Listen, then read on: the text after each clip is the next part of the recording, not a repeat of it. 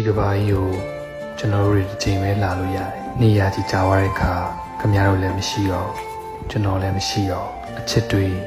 အမုန်းတွေလက်စားချီတိုင်းနဲ့ပဲတွားနေလို့မရအောင်ဘဝအရန်တူတယ်စားချင်တဲ့အရာလေးတွေကိုစားမယ်တွေ့ချင်တဲ့လူတွေကိုတွေ့မယ်ရမ်းလာတဲ့ရှုခင်းလေးတွေကိုကြည့်မယ်လူကြိုက်တဲ့အရာလေးတွေကိုလုပ်မယ်ဘဝဆိုတာဆိုလိုချင်တစ်ခုပဲအနာဂတ်ကမရှိပါဘူးအချိန်တန်ရင်ကျွန်တော်တို့တွေလက်လွတ်ကြရမှာပါပဲအေးချမ်းစွာဖြတ်တန်းပါပျော်ရွှင်စွာပြုံးပါဘဝမှာမတူဒီကဘာကြီးကိုကျွန်တော်တို့တွေတစ်ချိန်ပဲလာလို့ရတယ်နေရာကြီးကြာသွားတဲ့အခါခင်ဗျားတို့လည်းမရှိတော့ကျွန်တော်လည်းမရှိတော့အချစ်တွေအမုန်းတွေ